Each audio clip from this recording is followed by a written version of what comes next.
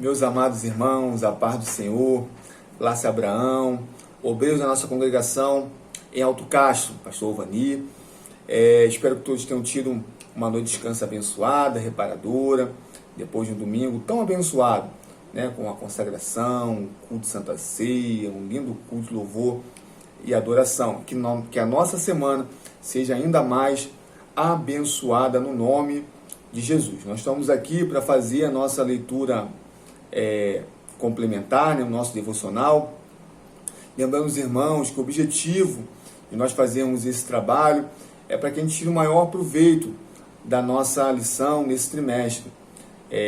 Ontem nós não tivemos a ministração da lição, foi culto de Santa Ceia, mas se você assistiu os devocionais, leu a revista, interagiu ali, refletiu nos questionamentos que são colocados aí nas lições, certamente você tirou algum proveito da lição, você não perdeu a lição. Então esse é o nosso objetivo, amém, queridos? Então o devocional de hoje está lá em Gênesis capítulo 3, do 16 ao 19, que eu vou ler para os irmãos. E a mulher, ele disse: aumentarei muito os seus sofrimentos na gravidez. Com dor você dará à luz filhos. O seu desejo será para o seu marido, e ele a governará. E Adão disse: por ter dado ouvidos à voz de sua mulher, e comido da árvore que eu havia ordenado que não comesse, maldita é a terra por sua causa. Em fadigas você obterá dela o sustento durante os dias de sua vida. Ela produzirá também espinhos e ervas daninhas, e você comerá a erva do campo. No suor do seu rosto você comerá o seu pão, até que volte à terra, pois dela você foi formado, porque você é pó, e ao pó voltará. Aleluias. Então, queridos, no próximo domingo, nós estaremos estudando a lição 4, que o tema é a alienação humana a partir da queda. Então, durante essa semana nós vamos estar falando sobre os efeitos do pecado, sobre a queda no Éden e os efeitos do pecado. Nós já vimos algumas coisas, né? Vimos que a serpente ela usa de meias verdades para enganar a mulher, né? Vimos que o nome disso é sofismo. Você pegar um pouco de verdade para convencer a pessoa de uma mentira, né? Isso é um sofismo. Então, ela faz com que Eva incida em erro e desobedeça ao Senhor, né? Interessante que se nós formos ver no livro do Gênesis, no capítulo 2, no verso 16, nós vamos perceber que a ordem de Deus foi dada ao homem, dizendo: do fruto da árvore, de todas as árvores do jardim comerás livremente, mas do fruto da árvore do conhecimento do bem e do mal, dessa não comerás, porque se comeres, morrerá. Então nós vemos que a serpente, ela tenta inverter dois conceitos: exceção e privação. Deus, desde a criação, deu total liberdade ao homem. O homem foi livre para todas as coisas, ele poderia comer de todos os frutos. Deus deu uma exceção: ele não poderia comer do fruto da árvore do conhecimento do bem e do mal. Então a serpente tenta deturpar, tenta inverter esses conceitos, tenta convencer Eva de que na verdade a exceção era uma privação. A serpente convence Eva de que o que Deus excetuou, na verdade, era uma privação da sua liberdade, quando na verdade Eva tinha liberdade para comer do fruto de todas as árvores do jardim, exceto daquela que a serpente tentava para que ela comesse. Então, nós vemos que alguém pode perguntar: se Deus não queria que o homem comesse do fruto da árvore do conhecimento do bem e do mal, então por que Deus colocou esse fruto no jardim onde o homem habitava?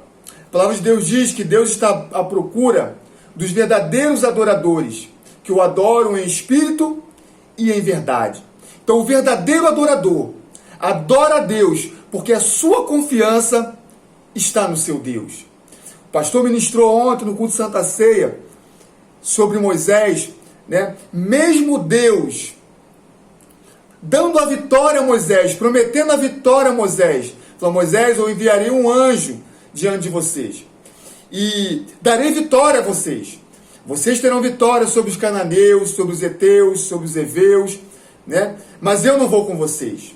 Moisés se recusou a obter as vitórias se a presença de Deus não estivesse com ele. Então, esse é o verdadeiro adorador.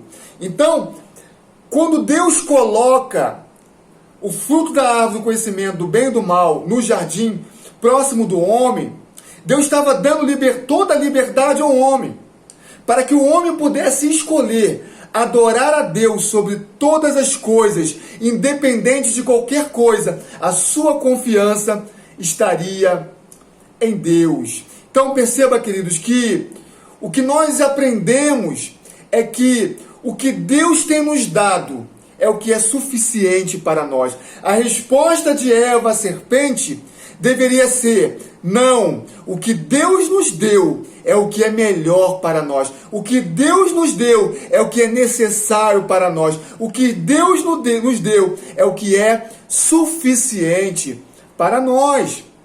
Então, quando a serpente inverte o conceito de exceção e privação, a mulher, ela tenta encontrar uma liberdade maior do que Deus já havia dado a ela. E aí o homem e a mulher descobrem que, na verdade, ao invés de encontrar mais liberdade, aí sim eles encontram privações. Então, na revista nós vamos ver que quando ela prova do fruto, ela não encontra mais liberdade, mas ela se aliena, ela encontra alienação. Então ela encontra o medo, a vergonha e a culpa. Antes, o homem e a mulher estavam nus e não se envergonhavam. Agora eles fazem roupas para cobrir a sua nudez. Antes, o homem não tinha o sentimento de culpa porque não havia pecado.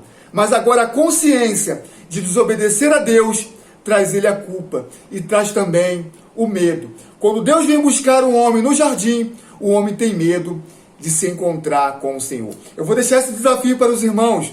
Coloque aí qual é o conceito de alienação, né? Dá um Google aí, procura no dicionário qual é o conceito de alienação. Então nós vemos no texto que nós lemos os efeitos do pecado.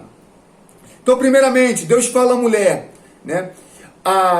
O propósito de Deus de espalhar a sua glória através da multiplicação, né? Da procriação, seria através da mulher. Então a mulher é a mãe, né, da humanidade, né? As descendências surgem da mulher. Nós vimos isso no Salmo 139, que de uma maneira terrivelmente maravilhosa, né, nós fomos criados através da nossa gestação.